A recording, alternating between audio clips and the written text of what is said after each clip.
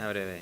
Nos queda tiempo para 2 intervenciones breves porque ya se nos termina el tiempo. Sí, hola. En realidad lo mío ahora queda un poco fuera de contexto porque venía relacionado un poco con lo primero. Y más que una pregunta, una pequeña intervención, porque trabajo en la Ciudad de Buenos Aires donde sufrimos no peyorativamente, sino que tuvimos un proceso de reforma y además trabajo en la defensa oficial, o sea que lo que se estaba conversando me toca bastante de cerca. Comentarte que en realidad, más allá de que sea optimista o pesimista, me parece altamente positivo todo lo que dijiste, porque por lo menos desde mi experiencia esto se verificó mucho. La buena intención de la reforma legislativa y cómo termina resultando en la práctica. Hay miles de ejemplos y tocaste sistemas alternativos, mediación, probation, prisión preventiva. En todos esos aspectos ocurrió lo que comentaste. Y también, sin duda, sin un trabajo fuerte de la defensa y de cambio estructural, de cómo encarar una defensa y cómo trabajar la defensa oficial, la privada también, esto que vos comentabas puede pasar. Que se tengan determinadas intenciones, por ejemplo, buenas intenciones en investigaciones rápidas para lograr la celeridad y que la persona no termine detenida y que esto vasalle garantías constitucionales donde la defensa tiene que estar muy fuerte en ponerse firme y en decir, bueno, pero necesito yo, por ejemplo, producir también prueba, necesito que la prueba de descargo se genere para poder llegar a un juicio rápido, pero con herramientas, porque llegar a un juicio rápido sin herramientas para defender a la persona, o esto mismo se ve trasladado en las prisiones preventivas, donde las audiencias son orales, donde son rápidas, la persona está detenida y en 24 horas está frente a un juez para que se defina su situación, y donde se llega a preguntar en algunos casos, no quiero generalizar, cuento de mi experiencia en distintos supuestos que tuve, se le pregunta al fiscal qué tan rápido puede llevar el proceso a juicio oral, y si el fiscal dice estoy en condiciones de en 15 días estar sentado en un juicio oral, bueno, la prisión preventiva se dicta con un mes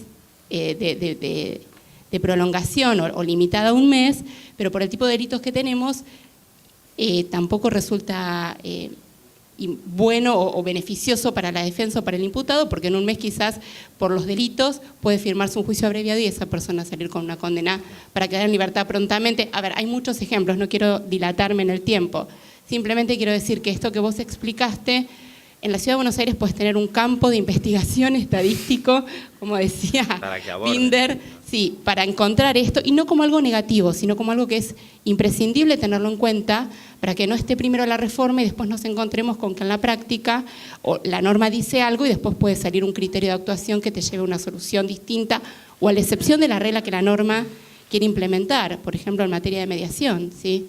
Y sin dudas la defensa tiene que trabajar, creo que es la que más tiene que trabajar para que no sucedan estas cosas. Era un pequeño aporte, pero bueno, quedó un poco descontextualizado después de la última pregunta. Bueno, muchas gracias. Y la última intervención ahí, el compañero, ¿le podés pasar el micrófono? Sí, para Mariano, por favor. Yo vengo de Ecuador. Me gustaría plantear la siguiente interrogante. Sí, para Mariano. Yo vengo de Ecuador. La situación allá era que hubo una reforma en el 2000, más o menos, no estoy tan seguro, pero nuestra constitución aprobada en la última constitución que tuvimos, porque las aprobamos cada 8 o 10 años o dependiendo cada gobernante, entonces estableció ya un principio básico para las personas que quedan detenidas, es decir que la prisión preventiva se tomaba como una medida de última ratio, es decir, la última que se podía aplicar, y el Código de Procedimiento Penal nos daba unas medidas sustitutivas. Esas medidas sustitutivas iban desde una presentación cada 15, una prohibición de acercarse ante las personas contra quienes se cometió el delito y un tipo de situaciones que podrían darse. Ahí viene el sentido y el discurso político. Los gobiernos de turno es el mismo gobierno de Rafael Correa quien implantó estas medidas sustitutivas, pero es el mismo el que sale a amenazar por los medios de comunicación a decir que los jueces corruptos que no apliquen la prisión preventiva van a ser destituidos. Entonces, ¿cómo podemos pensar en abolir la prisión preventiva cuando en el mismo contexto los diputados o asambleístas que los llaman allá nos daban la pauta para qué? Para disminuir la aplicación de esta prisión preventiva que ya puede ir un año. Incluso con el nuevo referéndum se puede aumentar hasta 2, 3 años de prisión preventiva cuando el delito puede cumplirse la pena ya en un año. tranquilamente. Eso le ha traído al Ecuador demandas internacionales como el caso Tibi, en donde se le condenó al pago de alguna cantidad de dinero. Entonces la pregunta va dirigida: ¿cómo vamos a disminuir o a abolir la prisión preventiva si es el poder ejecutivo o a veces los poderes que se interfieren entre ellos mismos en América Latina? Claro. Acá me dicen que tengo que contestarte muy cortito. Ya sé que parece que busco la complicidad de todos los extranjeros, pero acabo de venir de Ecuador, así que sé exactamente de lo que me estás hablando. No sé qué responderte a tu pregunta en concreto, pero creo que lo que trasunta el espíritu de mi ponencia es que eso solo se puede responder investigando en concreto, a partir de todas las herramientas de la criminología crítica, de un montón de estudios teóricos que se han hecho, y tomando estudios de otros contextos, qué ocurrió en Ecuador, cuál es la relación entre las agencias, cuál es la forma que asume la lógica de las presiones políticas, esto que decía antes, el mercado de la representatividad política de la venta de seguridad,